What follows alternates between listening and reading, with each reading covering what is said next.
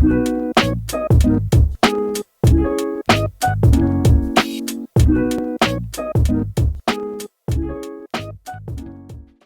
I was younger and I was a little less healthy, a lot less healthy, let's be honest. As I've grown up, I've stepped into myself a lot more. But everything was a fight. Like I would pick any and every fight and I was going to win, damn it. Like that's just how it was. It's great. And, like I'll see things off to the side and I'm just like, that's not my fire. Like I'm not tending to it. Or sometimes like if I really like, so I've just gotten a lot better at picking my fights and deciding whether or not I want to get involved. Because I used to get involved in everything. Do you have kids? Kind of. Maybe. We don't know. Yes and no. Like he's not mine, but he's with me. That was when my daughter was born. That was a very calming event for me because I used to fight I love fighting. It was like a sport. But when my daughter was born, my whole perspective changed because I can risk my own life, but I can't risk her dad's life. Right. So I made some hard rules for myself. I quit. I would avoid any violence at all costs, anytime I could. Fuck the ego shit. I'm not doing this macho thing and getting into a fight to prove I'm tougher. Eat your pride, walk away. It's for your daughter. If I cannot avoid a conflict, I'm in it to end it as fast as possible. And that's actually really worked out for me a lot. I've only been in one fight since, and that was quickly ended. And that was 11 years ago. So, wow. I mean, there's risk that comes with being that sort of personality, especially when you're, driving around in Detroit shooting your guns at people, or living in Kansas City shooting your guns at people, and you heard about that? Huh? Oh, you heard about that? I mean, I don't nothing about you personally. I just, like I said, I know people from Troy.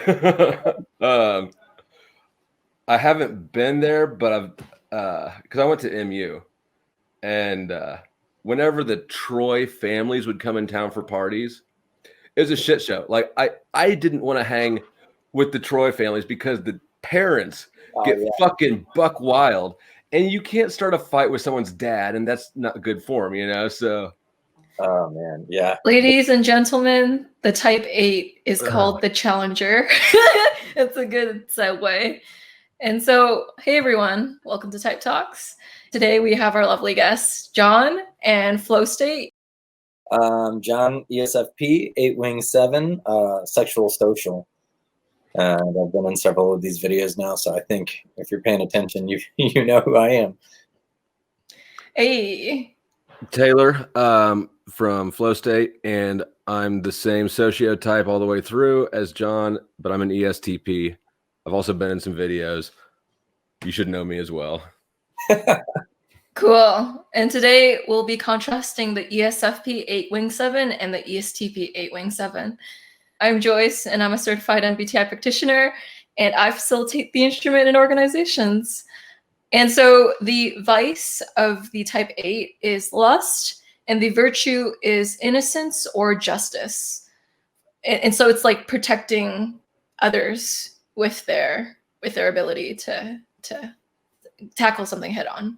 I think that kind of speaks for itself. But when we say lust, I think we should probably clarify. We should, yeah. Mm-hmm. So lust is not sexual lust, although it can for sure include that. It's desire for excess.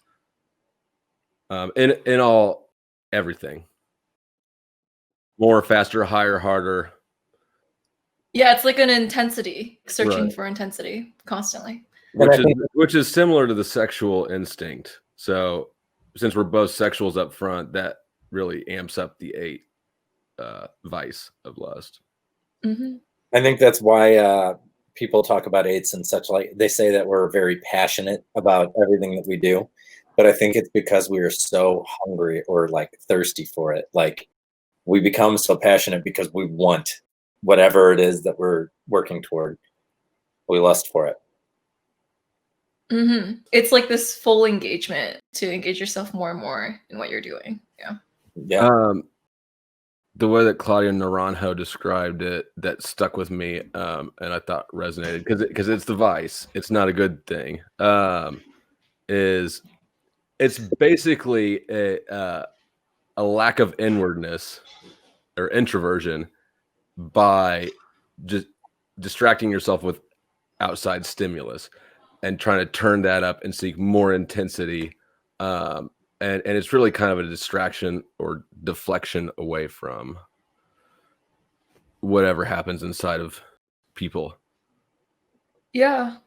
It sounds a bit like an extroverted loop too. Like it's a loop with the SE and the third function. And to stay experiencing more and more instead of looking inside oneself. I think makes that's sense. what I was going to say. Yeah, you tack on, the idea of lust-driven people, and you add in the fact that they're SE doms. That's it's a fun ride. That's a lot of person. It took me a lot. I was probably 20 before I realized that I am intense to people. You were But then 20. once it clicked, I was like, oh my God, I'm really intense to people. How the fuck did I not notice this? And so You did it faster than me because I was like 26. yeah, it's still happening in waves. I just thought that's interesting that like we don't recognize that in ourselves. For being so self-aware of people, yeah, it is kind of crazy that we miss. But I mean, that's the internal versus the external. Right. Where does the intensity come from? It's like this bottomless pit of energy. Like, enough is never enough. Yeah. I don't know. It's hard to describe, really. Does it partially come from anger too, the energy, or is that anger is energy? I mean, anger is an energy source. I don't mind anger as an emotion at all. I know a lot of people and types dislike being angry. It just feels like more energy. It's too many RPMs to stay at, but it's not a bad feeling. It's a revved up feeling. But yeah, I mean, yes, technically yes, but I try not to be an angry person. I don't think I walk through my day-to-day life in a state of anger. But when it happens, yeah, it's for sure energizing. Let's have it, John. I think you're right in the sense. Well, I was trying to put it together into actual words. Like I know the concept I'm headed to. I think you're right in the sense that like other types see it as exhausting, because I've fought it out with other types, especially like major reclusive types. And it's almost like they literally, after 15 minutes of a fight, they're just like, this is exhausting. I can't take anymore. But I'm amped by then. Like 15 minutes in, we can go all night. Like, don't make some sideways ass comment and then think that you're gonna walk away after that. Yeah. No, I get that for sure. Does that make you guys good bullshit detectors? Not letting people make sideways comments on you guys? Or underhanded comments and get away with it? It depends on the form of underhandedness, I think. For me, there are certain forms of like INFJ, FE sort of manipulation. You could probably manipulate me better than most types if you were so inclined, and I wouldn't be able to detect that. That's not really on my radar. But as from a confidence, I can look at somebody and just tell instantly by their posture from across the street where they're at as far as their confidence. You can watch somebody walk, you can hear their tone of voice and know if they're full of shit. And it's their own confidence in what they're doing, what they're saying, their own insecurity will betray them. So I think that sort of personal power as a measure of bullshit or truth. Yeah, I think I'm really good at it. I'd assume that John is too. But, there are other ways people can bullshit that are going to go right by.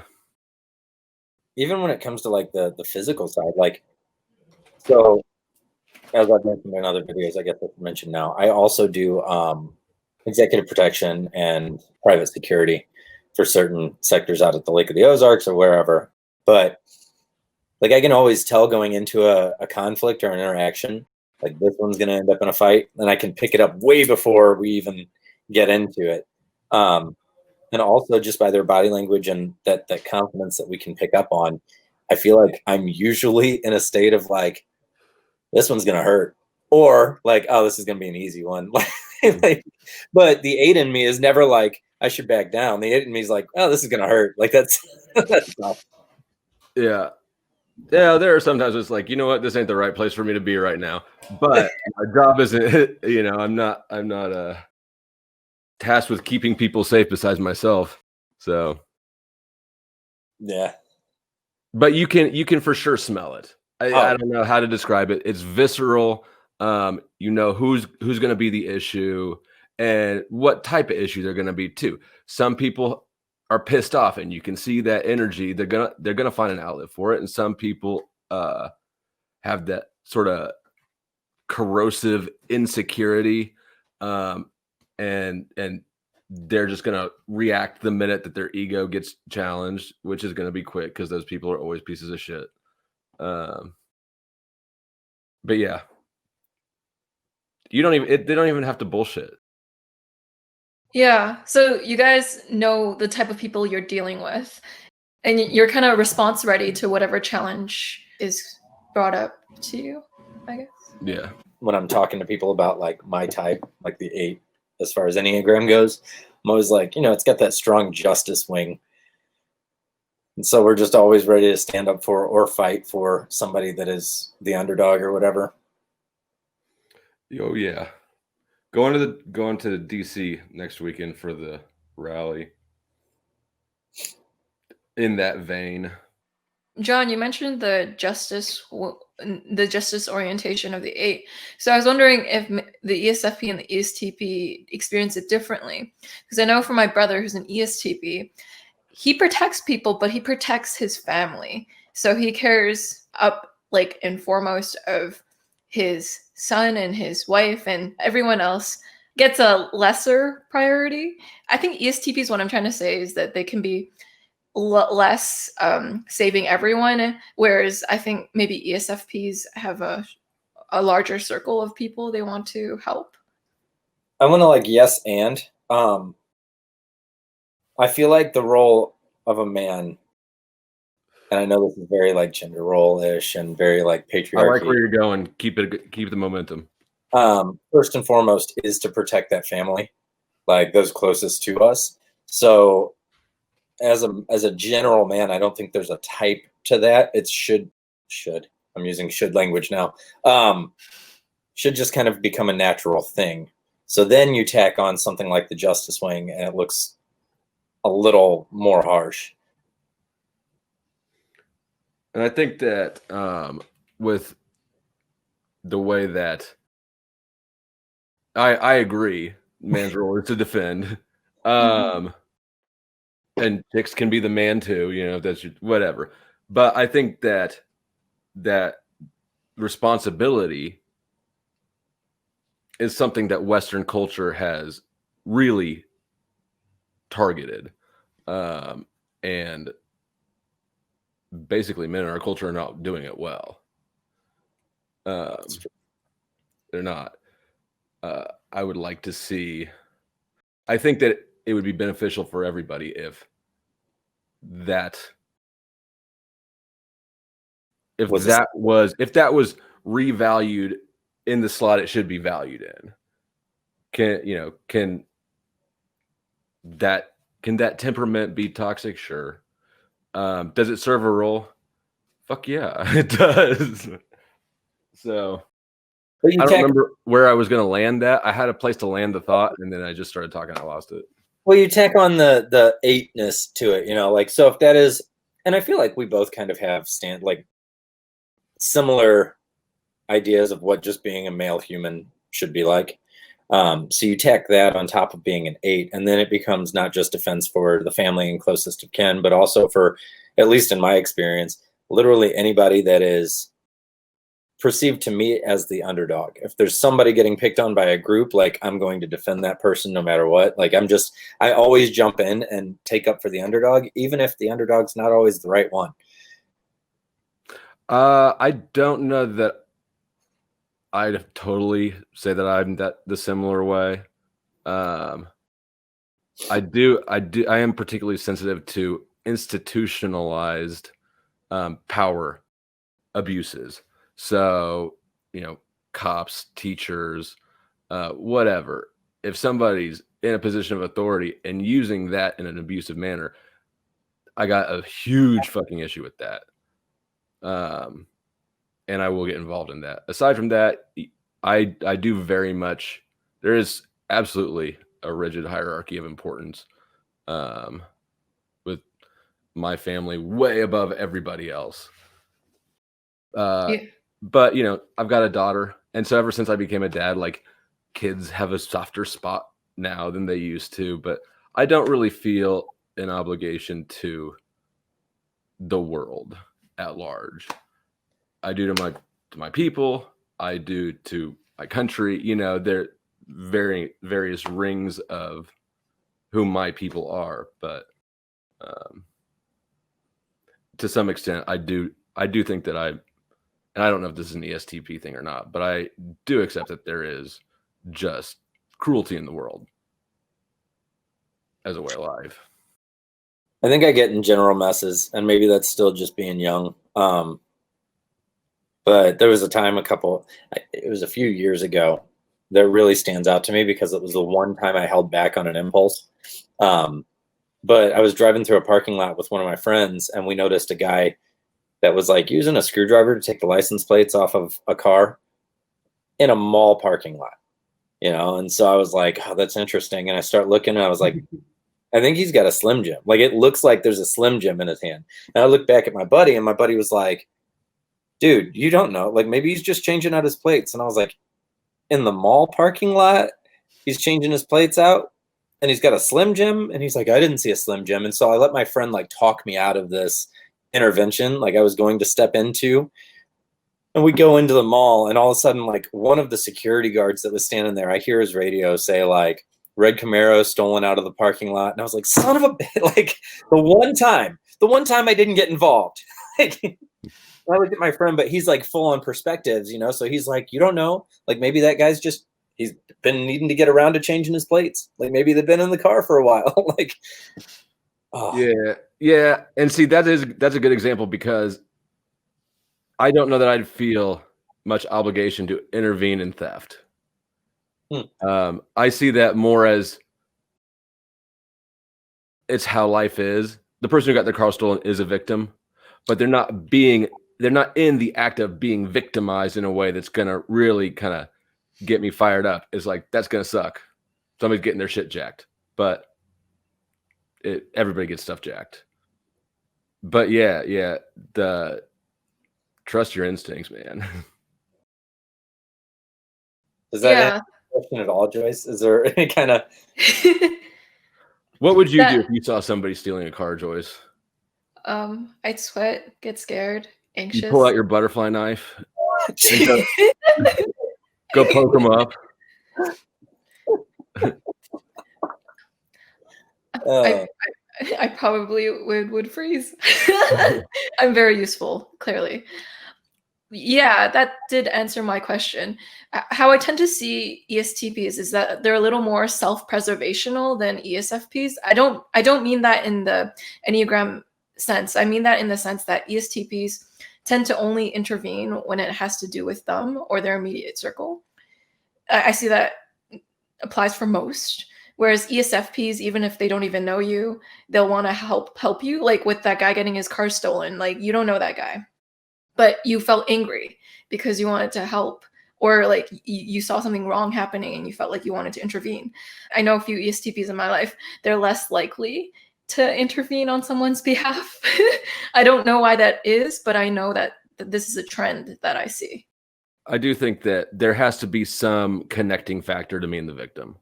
Mm-hmm. And so, with how divided the country is politically right now, I feel like a huge section of the country are my people right now. So it can be a broad circle, but just somebody else owning a car doesn't make them one of my people yet. I'm curious, John, how come you like to save strangers from getting their car hijacked? Where does the empathy come from? I'm curious. I don't know.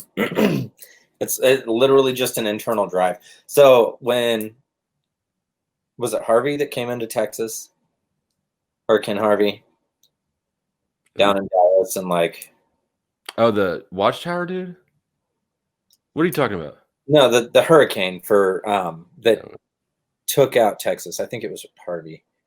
Anyway, when Texas was getting hit, and there was like all the TV ads that are like, send your money to the Red Cross, and it showed people like being pulled out of the water and stuff.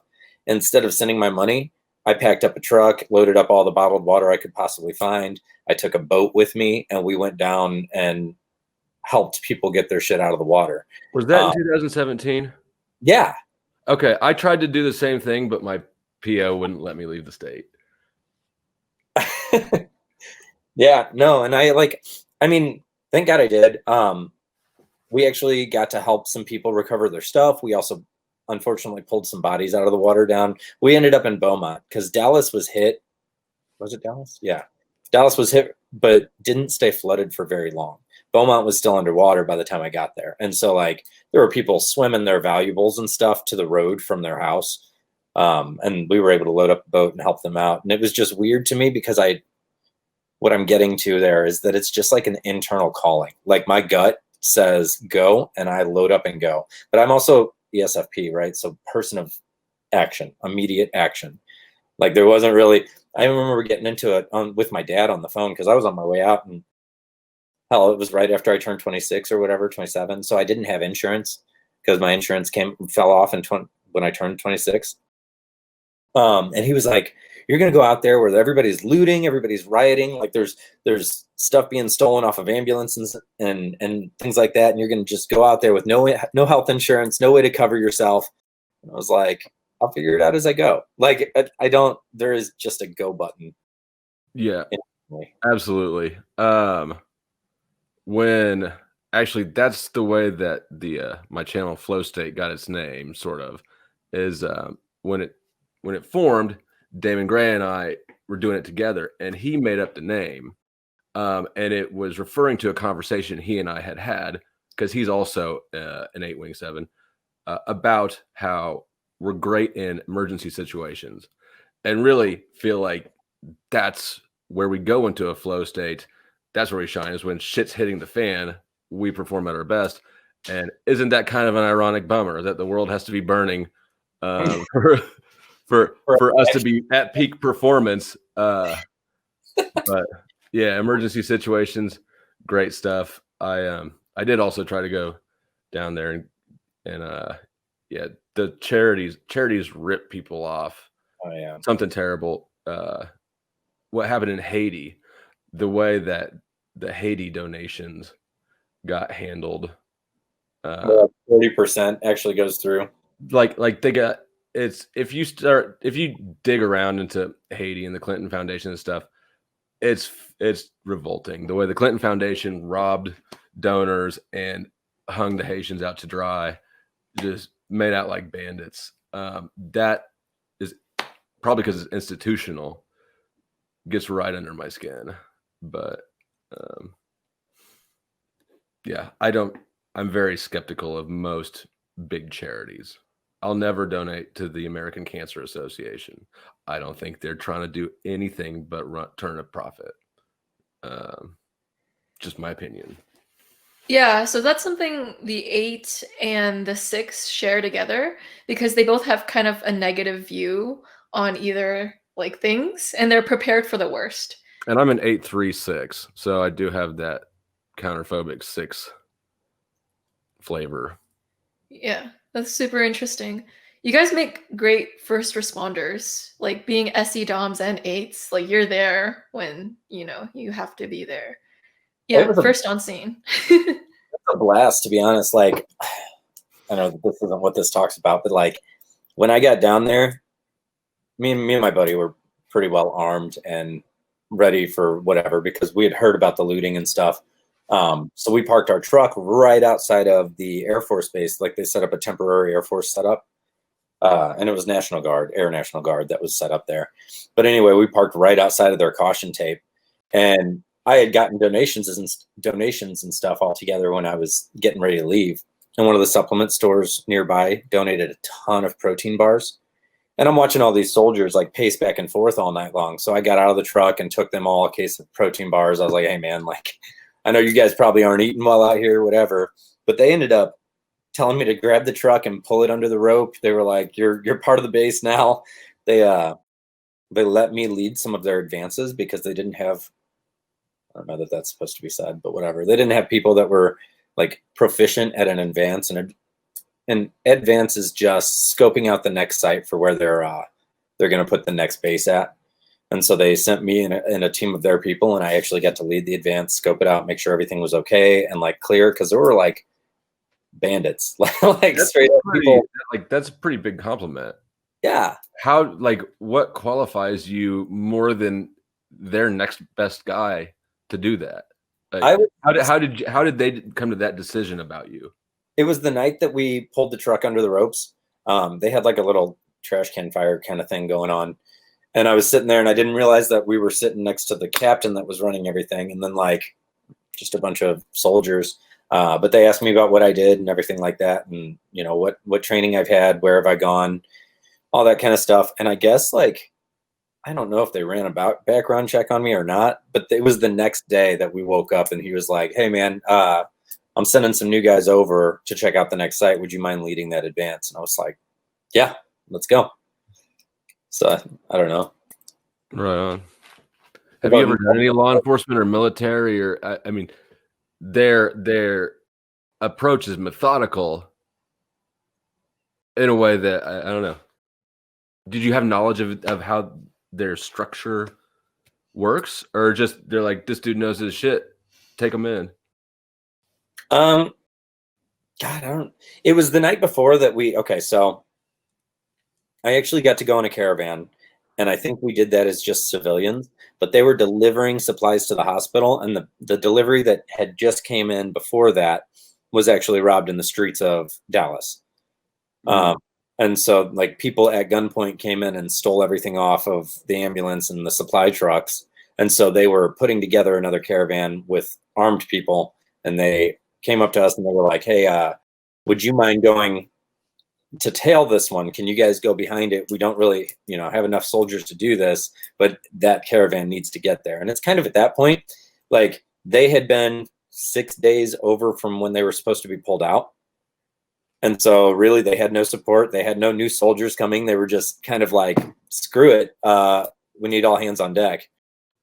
I bet their hands are more tied as well than a civilian's would be in like defending a truck that's under attack too. That's probably. But I was like, yeah, you guys provide a rifle and I'll go. And they handed me a rifle and we went. Like, what was it? It was an AR. Fun. 15, sorry. Fun. They didn't give you an M16? No. No, I think it was a 223 AR-15. I don't know. It was cool. It was a fun time. That is tight. Yeah. One of my bucket list items is to get to shoot. Tangent is to get to shoot one of the big ass Gatling guns out the side of a helicopter. Oh, the real gun. Yeah. Yeah. I don't know how I'm going to accomplish this. Funny, man. You just pay somebody to fly you over. Yeah. I got to find somebody who's got a railgun though. This is America.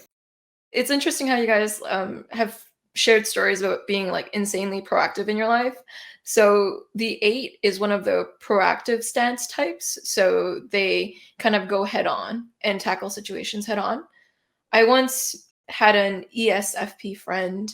She heard of one of my friends getting abused in their home by their parents. And what she did is she went over to their home and she packed all of her friends' belongings in a bag. She's like, we're getting you out.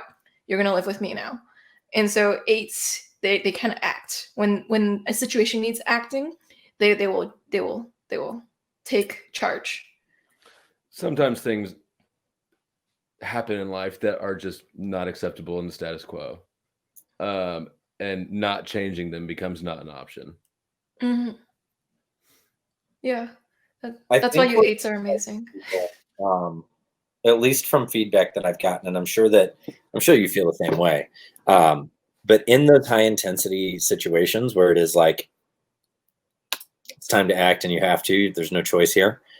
I feel like we have an ability to remain cool throughout that most people don't have. It's calming. I mean, like time slows down, and the singularity of focus, I think. Yeah. I mean, it's just, you just go in the flow state. And yeah, it is calm. It's like a meditative state. It's wild, really. The way, I don't know if you know what I'm talking about, you probably do. The way that when shit hits the fan, in that moment, time just slows down. It like stops completely. And you know, like it almost feels like we get to think things through faster because we're like, okay, there's 3 exits here, we're gonna go. Like there's just so much that you make choices on the spot and you go. And most of the time by the end of it, anytime anybody's ever talked to me about getting through a situation that we've gotten through, and I'm not saying like I've ever been whatever, I've never had to clear a building or anything like that, but there have been little instances where I'm like, wow, I'm surprised we lived through that. Like that's whatever. But people are always like, you were so calm the whole time. When internally I'm like, fuck, like where am I going? What am I doing? What's next? Like, how's this work? But we just happen to get through it and remain stoic. I mean, it comes with a sense of clarity. It's right. Like you thought through everything, but you didn't think through it. You just know it. Mm-hmm. Very instinctual. I don't know that that's instinctual though, because looking at SE, you know, it's that micro expression, like it's not instinctual. It's like I've evaluated everything quickly. Right, yeah. But you don't have to think sequentially through each step. You don't go, okay, this door, blah. It's not linear. It's right. It's just like a quantum knowledge explosion, just like poof. You know all the things right now. Yeah. Glad somebody gets it. Yeah. I need some adrenaline in my life right now. Joyce, how do you react to adrenaline? What is your natural reaction when you feel adrenaline? It's to resist pleasure unless I know if it's into a long-term goal. That's terrible. Yeah. You got to stop putting yourself through that shit.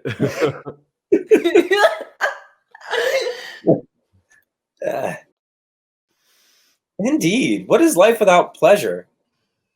What are both of your experience with pleasure seeking? Hella. I've lived most of my life with the sort of attitude that it doesn't make sense to me to withhold pleasure now in pursuit of a long-term goal when I could be maximizing my pleasure every second of every day along the way. And then at the end, you've got cumulatively way more pleasure than maybe you would have ended up, you know, if you're correct in your assessment that your goal is worth the sacrifice. As I've gotten older, I've realized that that's not really the healthiest way to live your whole life.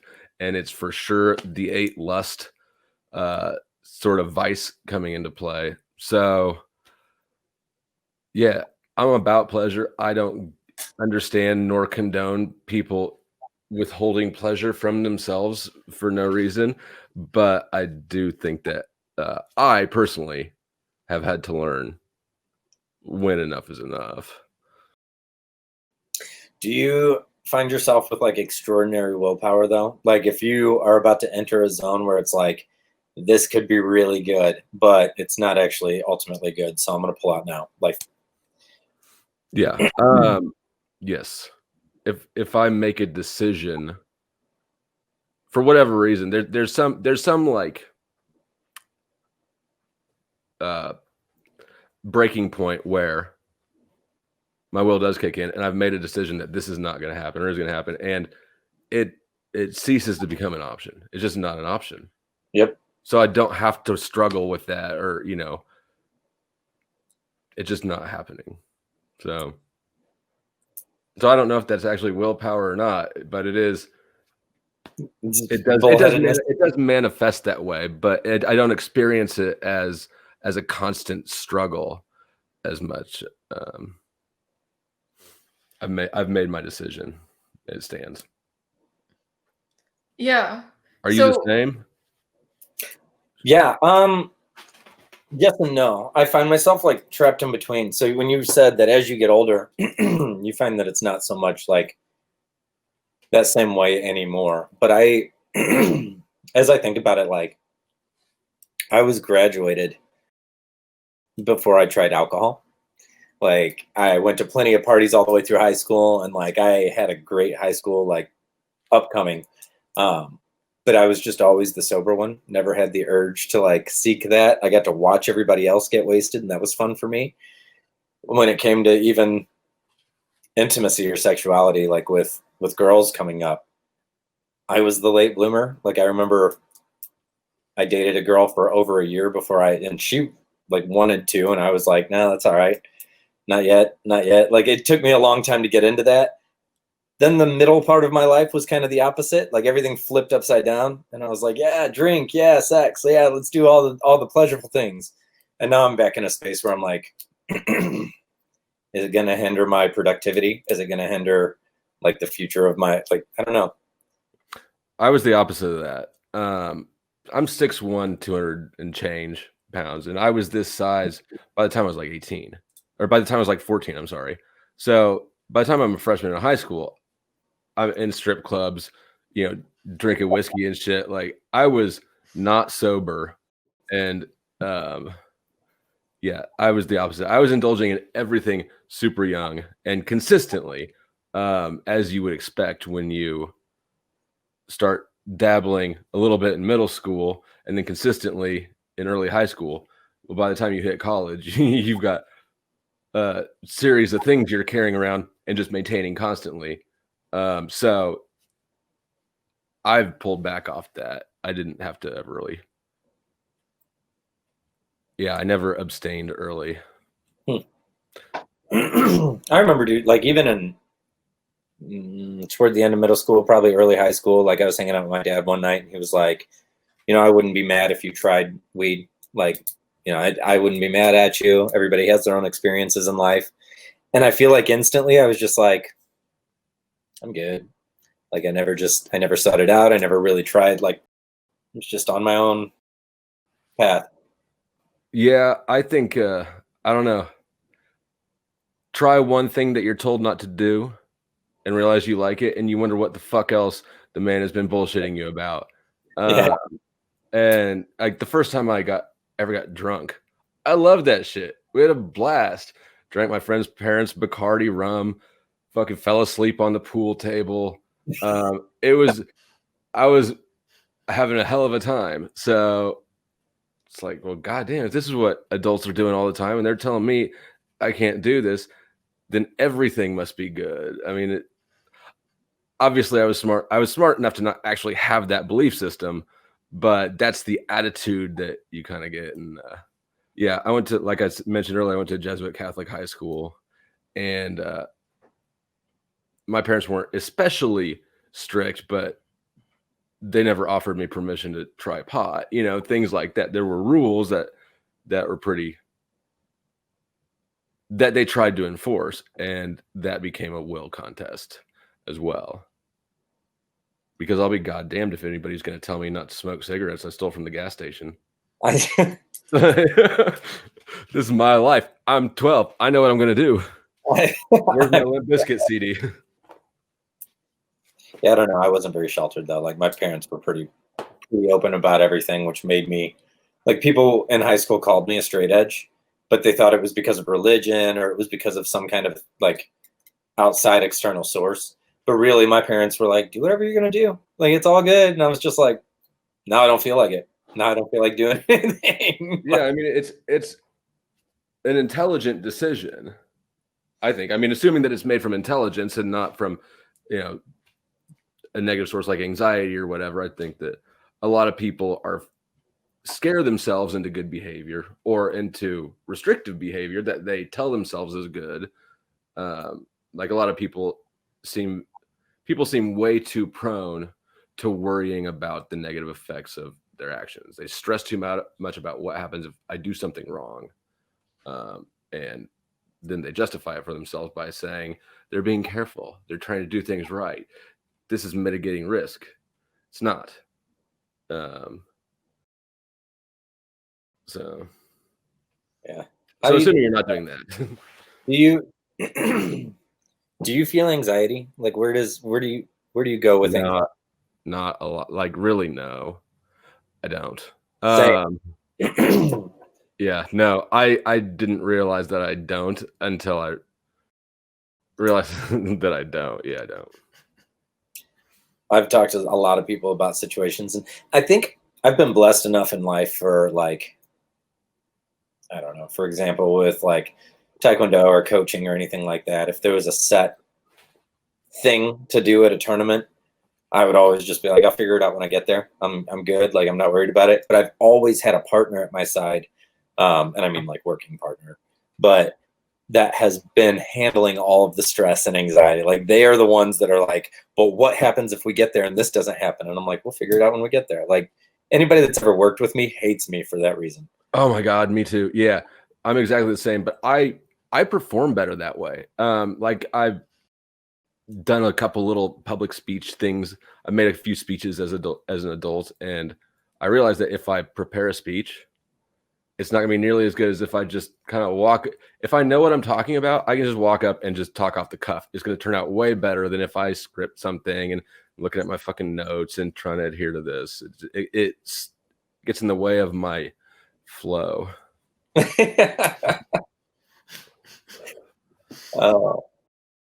So Anna Real, I was in her SE experiment video. She was like, she's trying to step into SE just a little bit, and I've helped to facilitate that. But my car is a stick shift, and so like I was letting her drive my car and like teaching her how in the moment. But it was so funny to me because like she's like, I don't know what I'm gonna say yet. Like I have to figure this out. Like it was almost like she was planning that script in her head, and I'm just like, yeah, we'll turn on the camera. Let's see what happens. Like that's just how it goes. Yeah. And I think that being good at, I mean, it's a competitive advantage for us. We are better than other people when shit happens in the moment. Yeah. So it would make sense that that's where we want to live. That's where our advantage is. This is fun. This is interesting. Joyce, how do you react to anxiety? What does anxiety do for you? That's a good question. So my anxiety is related to like people and like wanting them to be happy or like wanting there to be no discord. And if I feel like I contributed to some sort of discord, I feel bad, and it makes me anxious because I feel like I did something wrong. What if they like discord? If they like discord, then it's fine. Okay. It's kind of like I want to make sure I do my part not horribly. I don't want to make people feel like they have to carry my load. And so it makes me anxious when I feel like I'm giving someone slightly more load than they should take. Everything makes me anxious because I'm like over analyzing my effects on other people. And what does anxious feel like for you? How does that manifest? It's tense on my back. I feel it on my shoulders and on my neck. And it's in my voice. So then I just sound anxious. Yeah. I think for me, anxiety, since we talk about like where it stems from, probably stems from money at most. Like people, I don't care. Like we'll do whatever. They can be mad at me, whatever. It's all good. Discord doesn't bother me. But money bothers me. But when I feel anxiety, I think the feeling for me is sleep. Like where other people panic and they start getting like, what am I going to do? Here's all my thoughts. I can't sleep. I'm restless. I just go straight to bed. Like it is anxiety for me is just like, oh, it's bedtime. Like there's that 7 wing coming out. I can do that. I know what you're talking about. If there's a problem situation, like if things are going to shit and nothing can be done about it, like it just is what it is, I'm the same way. If I think the situation can be salvaged, then I probably devolve into 5, because I pull back, I stop doing things and need to reassess the situation, because I feel like there's some part of the big picture that I'm missing. There's a piece of information I need to find and put into context so that then I can readdress the situation. I love that. The integration to 5. What are both of yours experiences with that?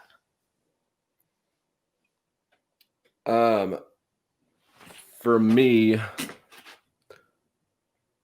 when I got in 2017, it was a rough year. I had some legal issues, got my house raided, and when I bonded out from jail, I was trying to figure out how this had happened. I was looking for a snitch that wasn't there. I was trying to find the catalyst behind this, because I'd been very careful about everything I was doing. I hadn't made any mistakes that should have landed me in the situation that I was aware of. So I was trying to figure out what went wrong and how the cops ended up in my house. And so that's the situation I was thinking of when I mentioned earlier I stepped back and looked at the situation. I spent quite a few weeks sitting around the house out on bond, trying to figure out what I was missing, while, because I didn't have the affidavit at that point. It hadn't been turned over to my attorney so that I could see what they're saying justified them coming in the house. But I wanted to figure out as soon as possible what the situation was so that I could start addressing those things as soon as possible, hopefully get as many loose ends cleared up before a court as possible. Yeah, to investigate. The type 5 is called the investigator, so it's taking a step back, and yeah, that's a great example. I think when I'm in an unhealthy space, right? When I go into that 5 space, I kind of go into a place where I cut everybody off. And yeah, especially while I was in the building phase of my gym, and I was only getting a couple of nights of sleep, or a couple of hours of sleep per night, and just like struggling through the amount of work I had ahead of me. And that's when I actually did feel stressed out. And there were a lot of different things tugging on me all at the same time, like supplies and delivery that were coming in so that it could be built. And then delegation of all of the people who I'm grateful for in my life that came out to help, but also in certain instances felt like they were in my way. And so the stress that put me into my 5 state was almost like, okay, after this work day, I'm not talking to anybody. I look at my phone and I've got 160 unread text messages, and I'm just like, I don't care. Like, I don't care what you have to say today. I don't want to hear it. It doesn't matter. And I shrink into my little box and I recluse like a 5 would.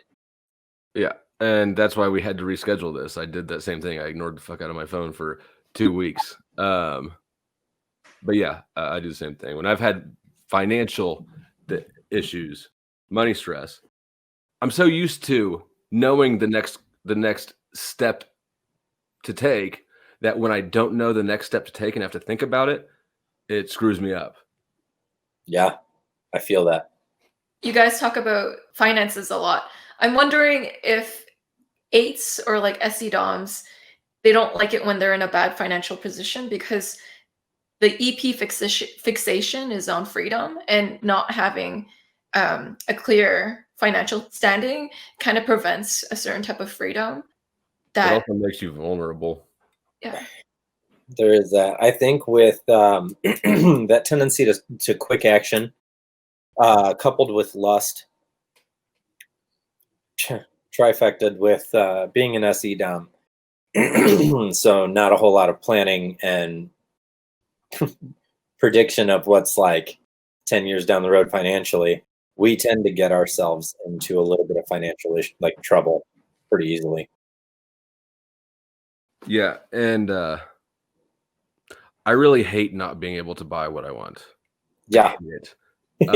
If I have to, I'm not extravagant. I've got I got a 9-year-old car that's paid off. I'm totally content that way. I don't need a bunch of shiny stuff. But when I want to buy what I want to buy in the moment, I do not want to not buy that. It absolutely, it fucking drives me nuts. That's the 7 wing. Yeah, that's the 7 wing. But from, I guess, more of the root of the issue really is it instantly puts you in it diminishes your authority in every interaction. It puts you in people's debt. If you have to ask for favors, whatever, however it's phrased in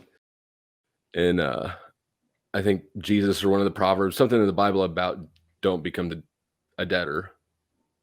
It really does feel like it undermines the whole stability of my orientation towards the world if I'm not able to provide for myself. Also, part of man's role of defending the family is providing for the family. So if my girlfriend when she had to get a job, did not like that. Now that she's not working at that job anymore, feel a lot better. But yeah, I don't want her to have to get a job. If she wants to get a job, you get a job. But don't go start dropping off applications because rent's due and I drop my ball. I don't like that. I think you made a comment about feeling restricted or bound almost when it comes to finances. I don't remember what your terminology was. But I agree with that idea as well. I don't like feeling caged.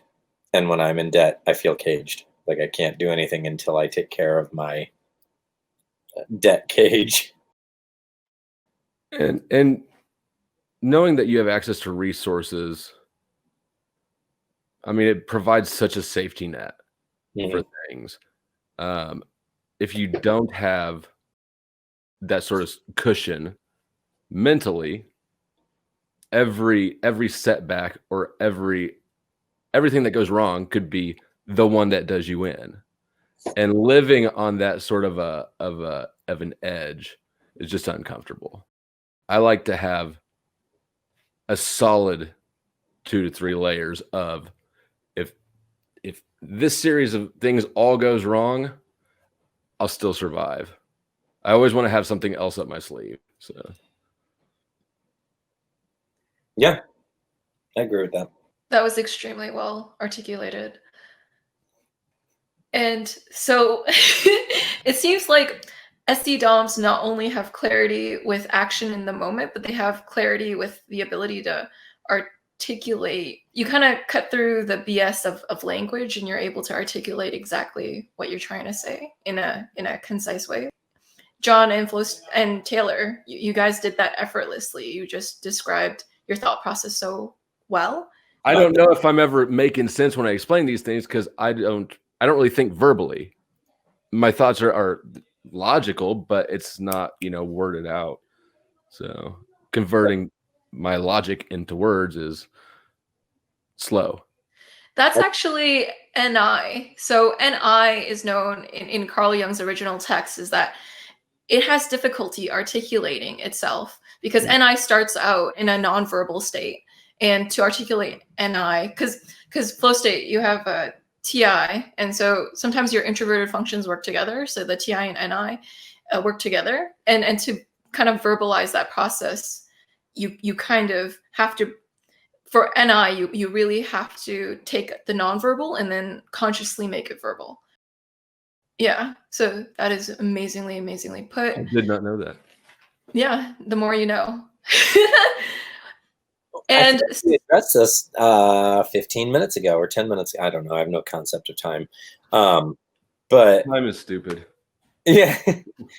But we talked about how, like, for example, the first time you ever asked me to be on a panel, I remember asking you what the topic was. I went into, like, literally anything I could think of about, about it. Like I was writing out things about it, and I just perform so poorly when I feel prepared. But if you keep me on my toes, like he was saying, that's when we excel. So I love going into these things without an idea. Like I just walked in, sat down with you, and I was like, what are we talking about today, Joyce? Like I just perform so much better there. Yeah. I did the opposite. I didn't think about it at all. Which always works out better. But also since Joyce and I we'd done that one-on-one video, I was already totally comfortable with the fact that you can coax good answers out of me. So I don't worry at all about it. I think articulation comes with confidence. And the 8s are very confident. But we also, I would almost say, are gifted in the sense that we will not speak on something unless we know where it's going and what we're speaking on. So, like, if you ask me something that I just have no clue, I can BS it, but you can usually tell that I'm BSing. So I just, like, defer. I'll step back and be like, yeah, no. Yeah. I don't try to bullshit on things that I wouldn't want to get caught in. If I'm trying to, sell you an iPod, I might embellish it a little bit, but yeah, and things like this where I feel like I'm representing myself, I'm not gonna be full of shit and get caught in that. Yeah. I don't bluff either. Same. I don't know how. I don't lie well. Well, and I mean, I think you can recognize when somebody's bluffing. You know it. You can smell it. And the bluff is, I mean, it's a weak move. It's a weak move. So I don't ever want to have to make that weak move. It seems like 8s really don't want to show their weakness. Because Taylor, you mentioned how you don't like to be in a bad financial position because that makes you vulnerable. And so I was wondering, what are both of your relationships with vulnerability and weakness? Obviously, I don't have any. And that I keep that shit as far away from me as I can.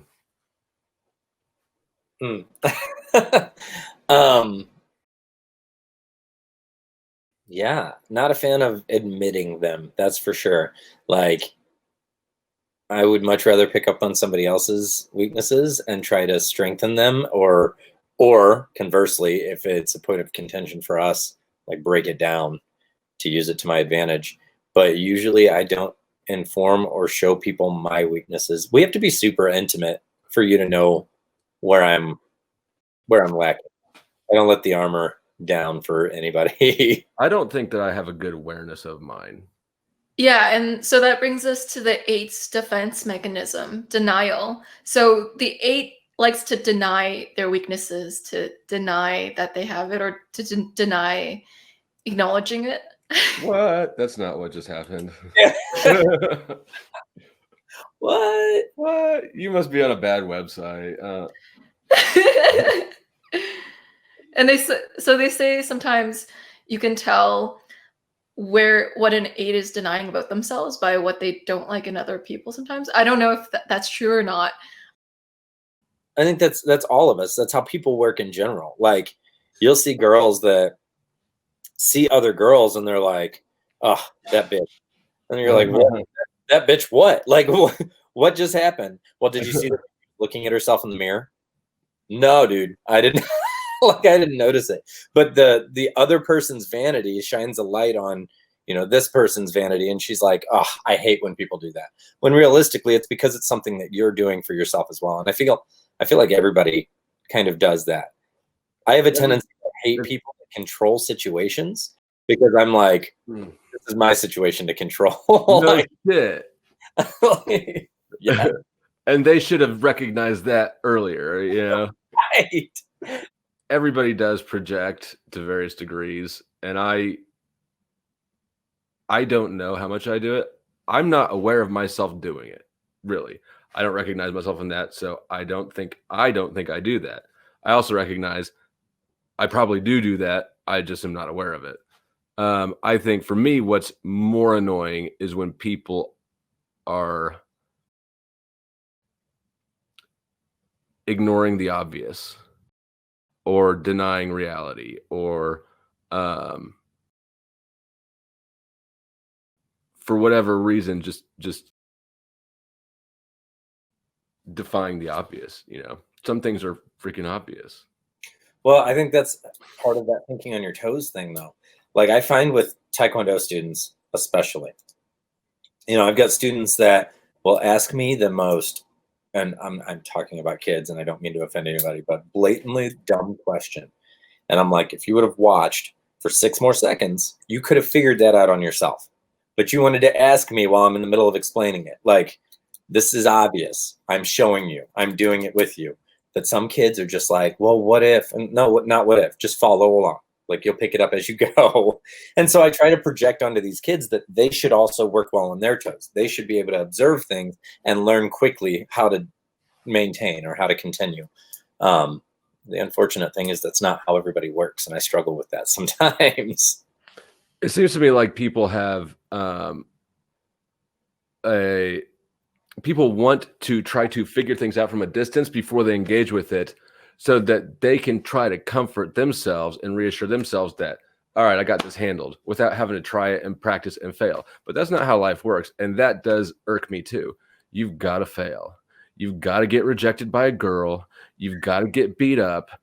You gotta be bad before you can get good. And no amount of research and study from a distance will teach you how to do something.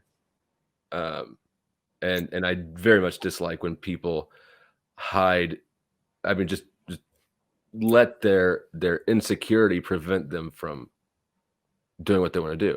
And they're spinning their wheels over here instead of just sacking up. It sounds like I'm assuming that that's kind of what your students are doing to an extent, is they're trying to figure things out without having to learn through engagement and failure. Failure is your friend. Discomfort's your friend. I think I'm a big believer in people trying to be less comfortable. Yeah, absolutely. That's 100% it. I'll have a student that's like learning a new kick on a bag, right? And I'll explain it like 6 different times. I'll show it over and over again and kind of explain it from different perspectives. And then when they're like, look at me before they'll even try the kick, and they're like, but wait, what do I do with my? No, just try it. Like pick up your leg and see what you got. Move your body, dude. Exactly. See what happens. Yeah. On the same hand, I've got athletes that'll go out to their first couple of fights ever, and they lose. And then either the athlete or the parent are both like, hey man, like we're losing here. Maybe we shouldn't do. No, you have to lose. You have to, because eventually you get tired of getting your ass kicked and you start winning. Like something just clicks there. How are parents? I bet dealing with parents is a nightmare. It's ridiculous. Like, why isn't my kid winning? It's his 3rd fight. What do you? Why isn't your self-esteem already established enough that you don't have to get your ego boost through your kid's athletic performance? And I guess I run into that a lot in the black belt division and I don't know what you guys know about Taekwondo, but like when you're on the Olympic pipeline, black belt is black belt. So whether you are a 1st degree, 2nd degree, 3rd degree, 4th degree, a master, like all the way up, if you are in the black belt division, you're in the black belt division. So we'll get these kids that are, I say kids, they're like 16, 17, but they're fresh black belt stepping into the black belt ring, and they're fighting 5th degree black belts that have been doing it for 20 years. And it's like, why am I not winning? Well, dude, like you've got a lot of losing in this division until you start winning, but you will. You just got to get your ass kicked a few times. You just fought Raiden, dude. Raiden. Yeah, no, I never did any martial arts. I wish I had. I think it would have been a good thing, but great outlet. Yeah, I didn't do it when I was younger, and then when I was a freshman in college, I was in the dorms with a guy who's actually a professional boxer now, and so I did a little bit with him. He started training me, just a couple times, but I'd already learned how to fight a different way. That was, poor form and dirty. And I didn't feel like unlearning what was clearly working for me over here in pursuit of a sport that, so I talk about taking it up from time to time. My girlfriend did a little bit of Taekwondo recently, and she's got this move where she can stomp on the top of my foot, and it's really uncomfortable. You know what I'm talking about? There's some spot on your foot. Yeah. That's funny. So I'm not sure if this is an 8 thing or an SE thing or a brother thing, but my brother used to try like wrestling moves on me, like in a safe way. So the reason why I'm bringing this up is I'm wondering if SE, there's a big component of just doing it and like just like trying things out. And so, do you guys like, I don't know. I have a little brother that has been power bombed and vertical suplexed and all the wrestling moves onto the bed 1,000 times. So that is, yeah. That is my brother. I feel like, yeah, absolutely. 100%. It is trial and error instead of think it through and have a total plan. Trial and error. It seems more accurate and more efficient. Yeah. For me, I recognize it's not for everybody, but I can't imagine sitting around and pondering how we're going to build this Lego castle instead of just starting to put it together and see how it works. That's exactly, yes. I've worked on a few cars in the past and like replacing the clutch on my Mazda. I got it all apart and I was like, okay, well, here's all the new pieces. Let's put it back together, and just started moving. Now I messed up the first time and had to take it apart and put it back together, but it felt more right to me than sitting there for like 6 hours on a YouTube video and trying to figure out how to do it that way. Like it just felt right to go and see what fits and what doesn't. And then in the end, it ended up fine, even though I had to start over halfway through. And I used to build a lot of custom AR-15s out of parts from the ground up. And that's how I taught myself to do that. I found a schematic online and I started buying parts. And my first AR didn't cycle right. It'd shoot a bullet, but then it wouldn't kick the next one up in, but tighten the gas block and good to go. It was muy bueno. Have you ever milled one? Have you messed with the 80% lowers? I have not. And mostly because I haven't had access to a tool, and I've seen enough pictures of people marring the shit out of them. I would be more inclined to tinker with 3D printing, to be honest, than I would milling right now. I did it. I milled one out and it worked out pretty well. Did it? Yeah. Just came with like a plastic piece that you put over it and like drilled through all the pre-holes and everything. I screwed up a few Glocks trying to stipple the handles and stuff. So I never messed with the milling. I didn't have the tool. I didn't have the interest in it. You could buy stripped lower receivers for $60 all day long back then. Now it would be more appealing if that were something that I were to do again, which I'm not. But really, I think I'd skip that step altogether almost, and because a 3D printer has a lot more interesting possibilities that you can do with it besides just boring through. I did look at, you can go on like Arms List and find full auto triggers and install those. That just takes a little tiny bit of milling too.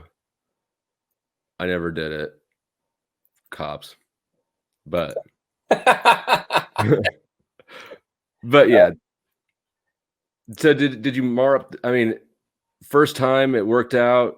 Yeah, it just worked out. I've actually done a couple of 80%, like so P80s for a Glock. And same thing, like you just buy the lower, you put the little block on it, drill through it, like install all your parts. You had to, where the barrel sits inside the handle, you actually have to drill that out, which takes a lot of time because you can't just put a drill on it. You had to use like a Dremel tool and go through. I ended up polishing my firing pin too much, and it ended up like bouncing quite a bit. You don't want to polish those Glock parts too much. They've got the goop on for a reason. I used to swap mine out for Zev internals and put on a hair trigger, but good times. Yeah, a lot about it. Yeah.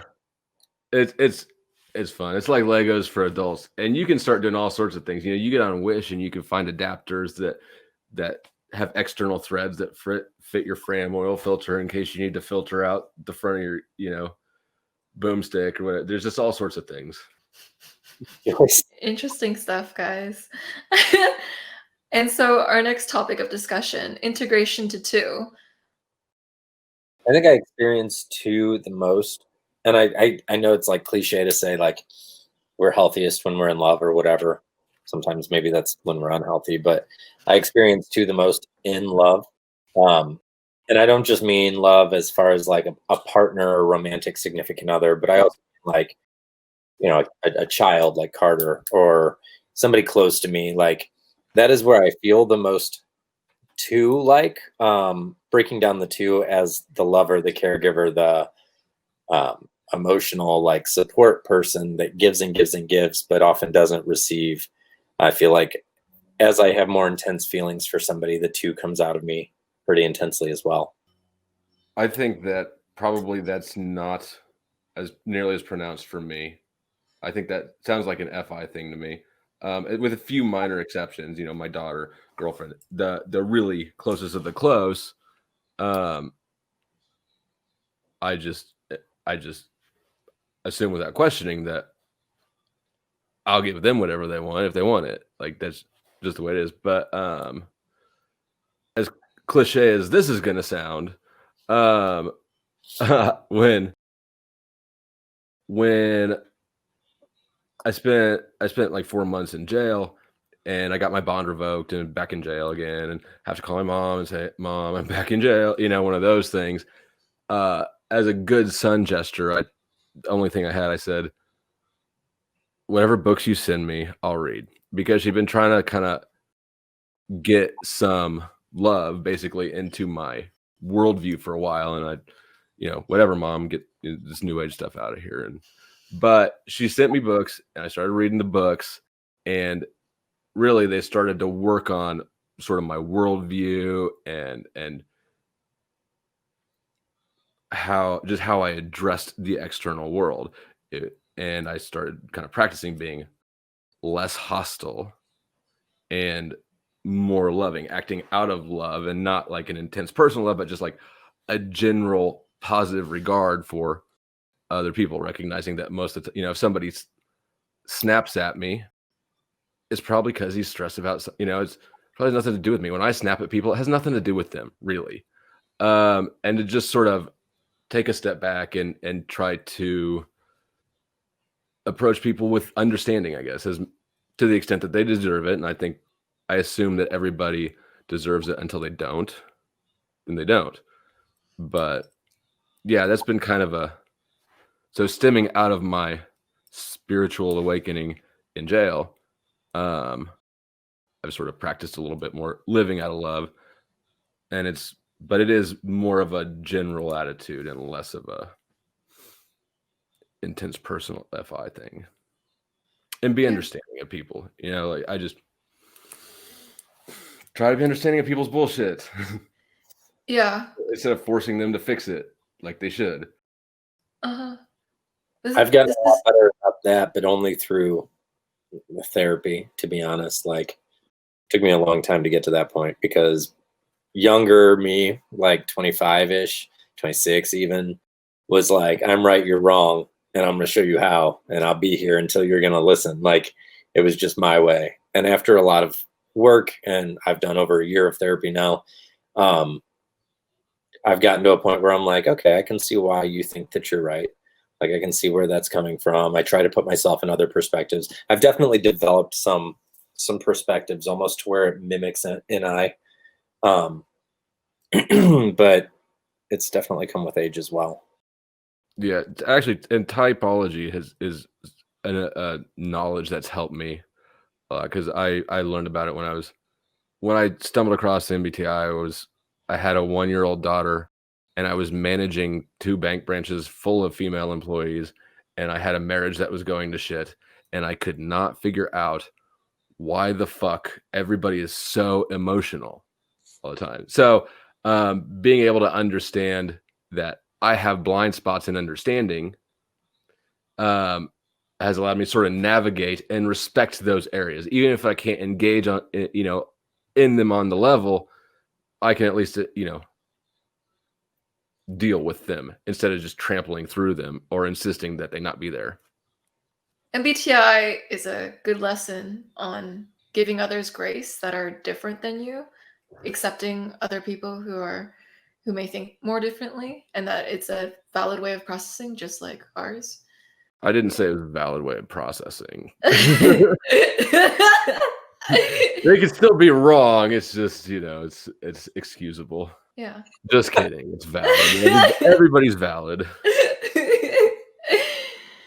It's nice. It's like you help an 8 get in touch with their Zen state when you help them integrate into love.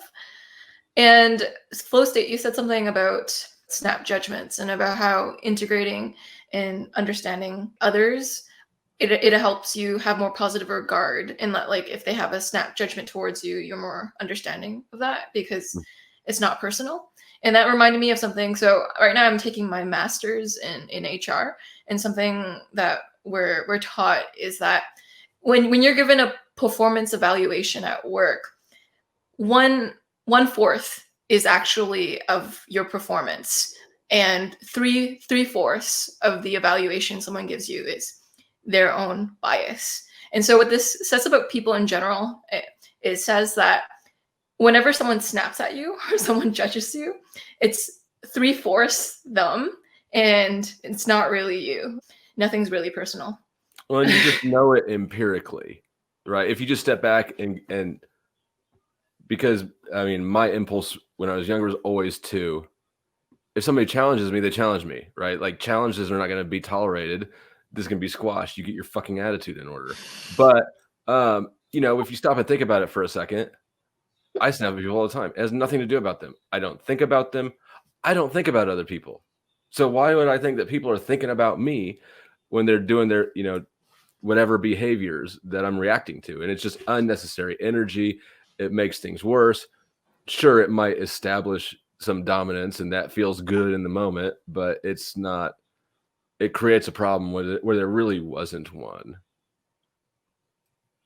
Isn't this what we just talked about in the beginning when we started this off? How, like, the projection of something actually stems from inside of you. Like, the things that irritate you about somebody else is actually just kind of what irritates you about yourself. So I suppose that feeling like a snap is a challenge is probably a projection of my own power orientation. But I'm right there with you. Yeah. I wasn't challenged either. I understand. I'm trying to, like, figure out why. Yeah, no, well, I mean, yeah. For me, it seems like there are certain social standards that don't get challenged. And that gets into socionics and the beta quadra, which I am.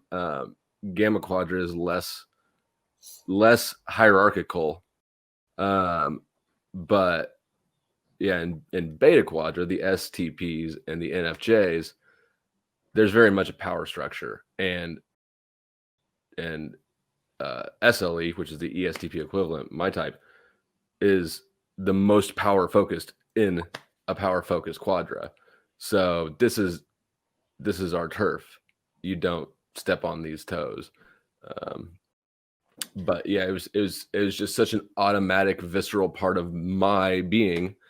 I never thought about it consciously.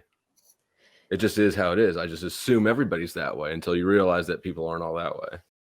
That's a really good point, where if you naturally see things in terms of power, then you're going to see the reactions that people have towards you as something about your power or about power. And so you will react to that, if that makes any sense. Yeah, that's exactly what it was. I just had to recognize the context of it. There's a broader context to life than my narrow vision of it. Really realizing that opened up the way for a lot of living out of love, really, for me. I think that conversely, though, on that, there's a exchange of power that is to be respected by us. And so when you kind of, like, challenge us, but it's a valid challenge, it almost makes us like immediately respect you. Like, Absolutely. I feel like that's a sign of respect, really. I'll let somebody I don't respect or don't care about be full of shit all day. I'm not going to bother dealing with that person. But yeah, I do think that it's, what you said, that's correct. 10 out of 10, do agree. When you first started typing, what'd you type out as? Was it always 8? Yeah. I took the tests, always scored 8 with the 7 right behind it. And my initial reaction was to read the 2 type descriptions, on some stupid website and go, okay, I relate to both of them, but 8 sound like an asshole, so I am probably actually a 7. But the minute I dug a little deeper, it's like, no, I'm for sure an 8. And then when I found Claudio Naranjo type descriptions, which I strongly recommend, when I read his type 8 description, it was one of those things that you read and it's like, oh my God, this explains why my life is the way it is. Like, these are the things. How about you, John? I typed out as a 2 first and really started getting into it and thought that I was a 2. Even like Sleeping at Last has like their album that they put out. Have you listened to the Enneagram album? Mm-mm. Yeah. They have put out a song for each type, which is pretty cool. And I know what you're talking about. Yeah. I listened to the 2 and I was like, damn it, that's me. Like, it just over and over again, I kept getting hit with 2. And then somebody close to me was like, I feel like you're looking at it from this, like, I was also, pursuing somebody and like was doing the whole love thing. That thing. Yeah, that thing. And so somebody else was like, why don't you look at the 8? Like, I think you really need to look at 8 and see that you're just moving toward 2 here.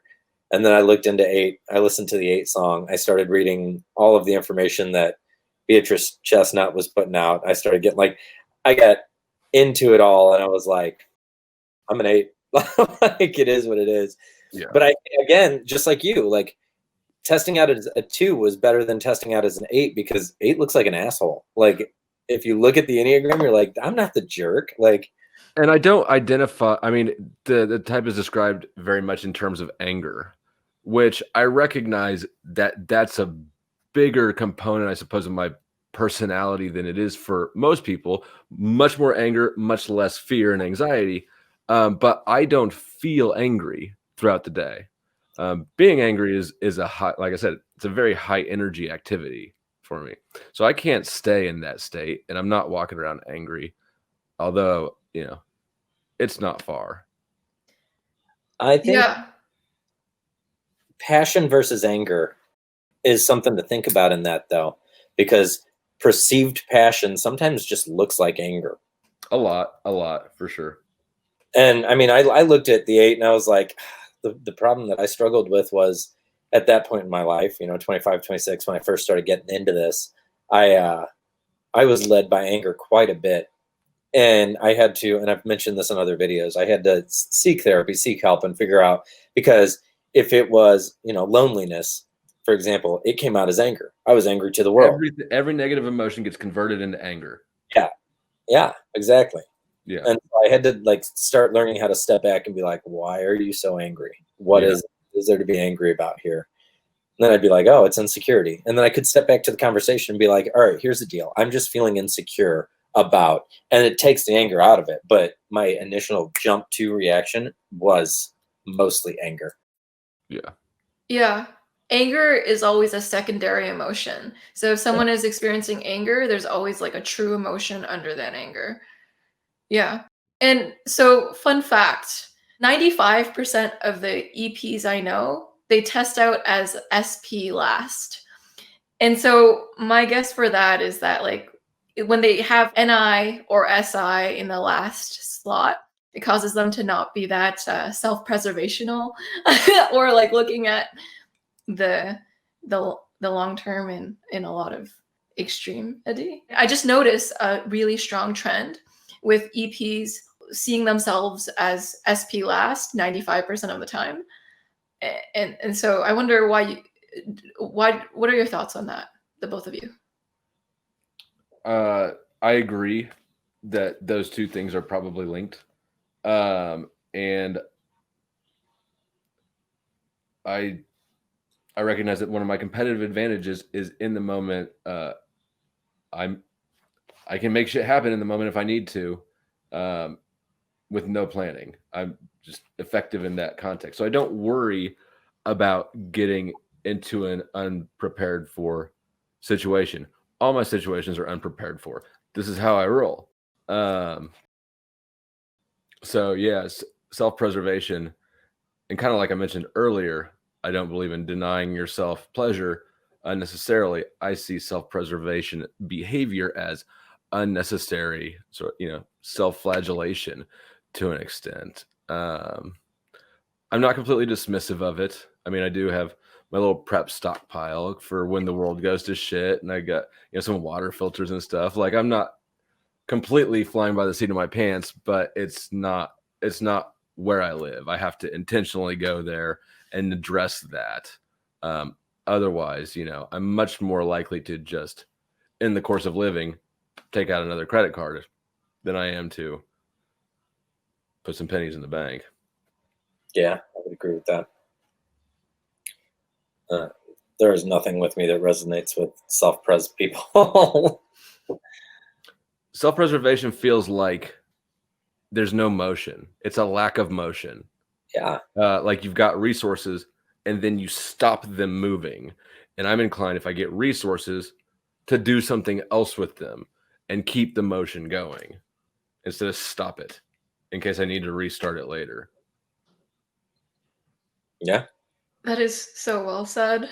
Also, the dollar is getting inflated way too much. So spend that money, buy some bullets. Get your bag of rice.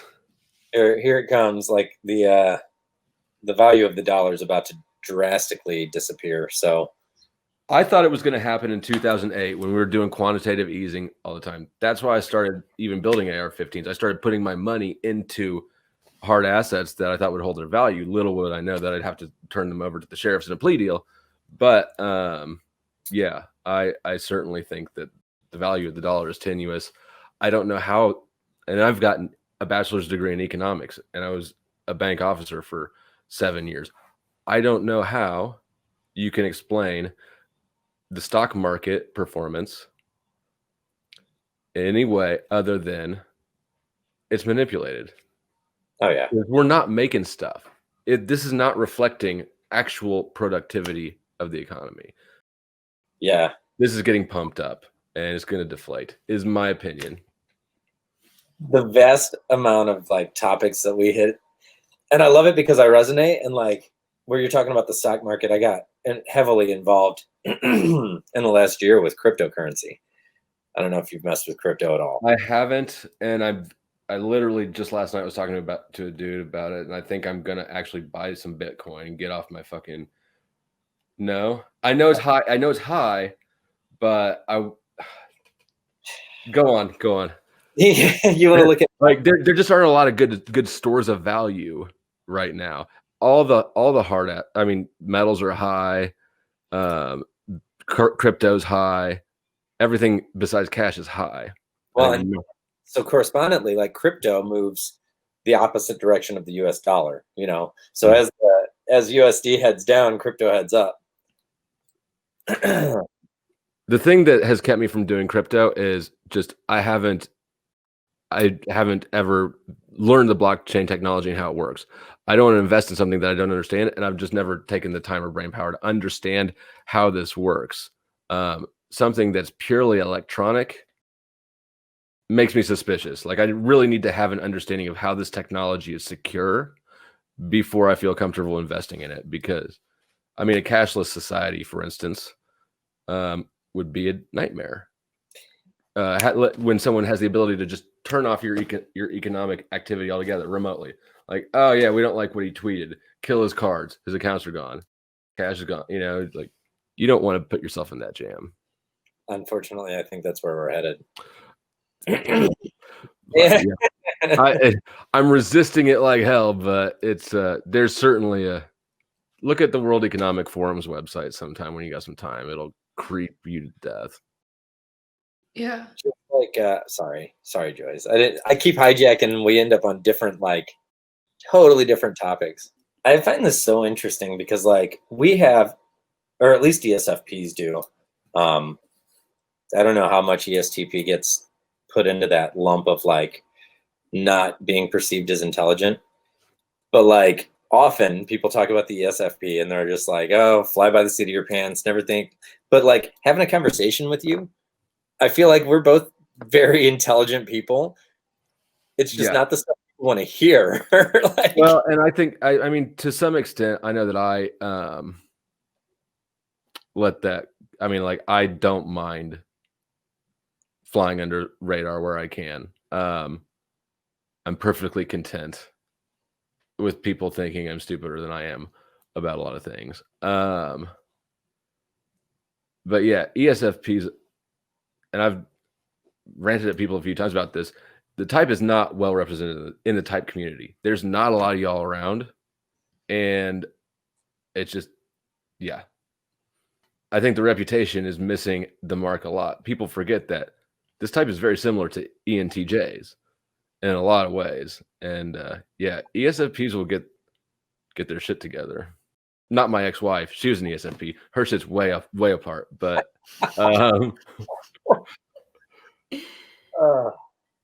Man, yeah. This was one of the most, like, intellectual conversations I've had on this show, just to show how smart ESFPs and ESTPs are. This is one of the most, like, information dense episodes. When you guys comment on subjects, you guys cut out the fluff. Like, when I invite guests on, sometimes it's 70% fluff, 30% content. But with you guys, it's all content and, like, no fluff. And I'm like, wow. You guys, like, get to the point of what you're trying to convey, and it's intelligent. It has a very deeply realistic side. So it's like, here's the reality of the situation. Like, this is BS or this is not BS. And so you cut to the heart of the matter. And it's like, you guys know how to have fun. Y'all know the best type of ways to enjoy life while still having this, like, deeply intellectual and thoughtful side. So there's a component of SC that people forget about a lot, and I think that OP, objective personality, is the system that recognizes it with the consume, play, blast thing. Is SC consumes. I'm constantly taking in information.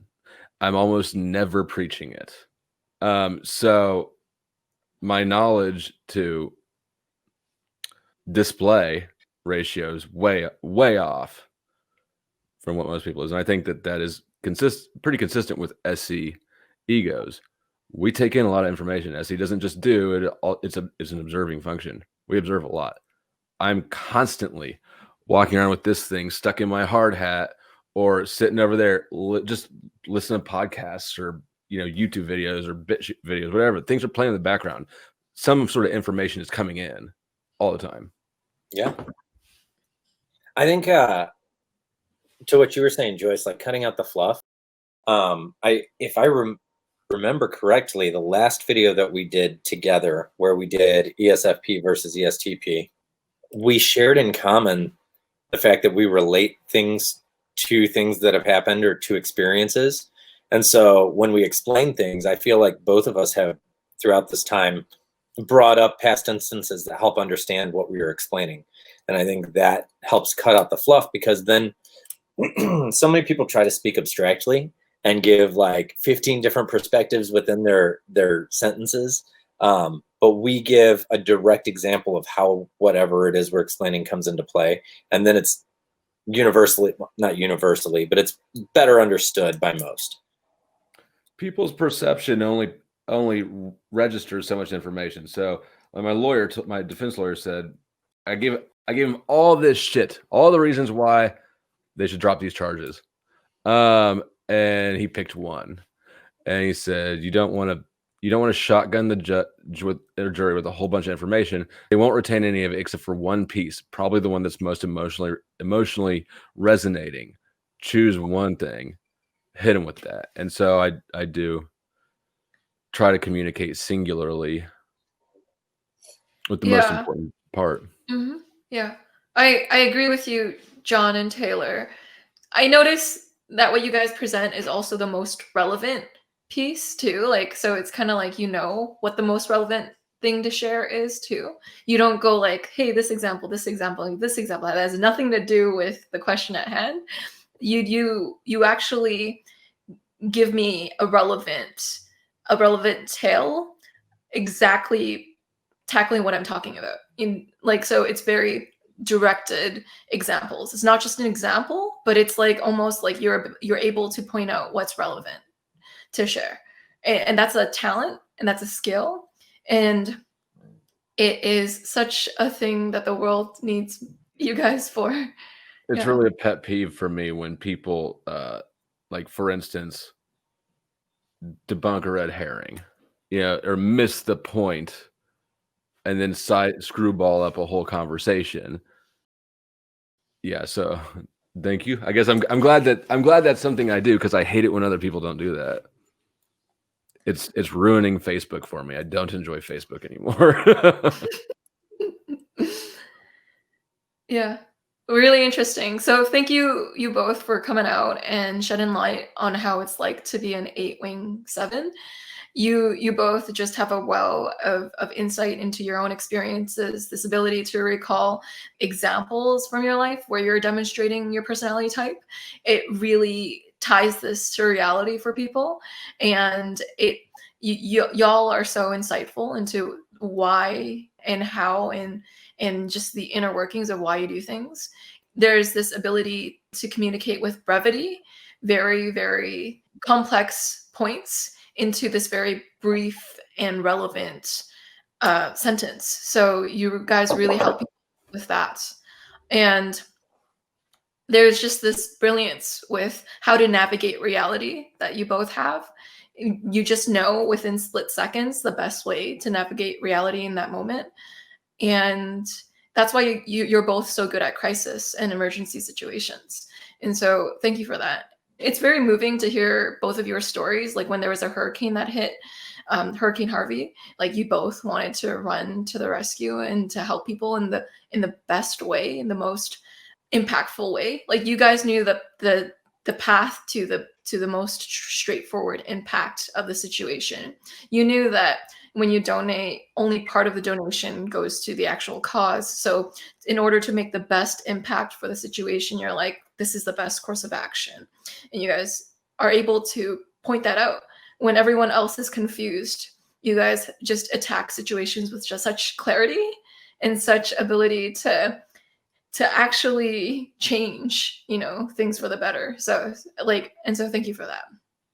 Thank you for always doing the best compliments.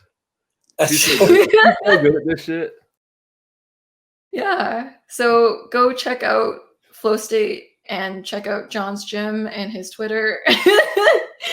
Yeah. Thank you for coming on. Thank you. Thank you everyone for watching. I'll see you all in the next episode. Bye everyone.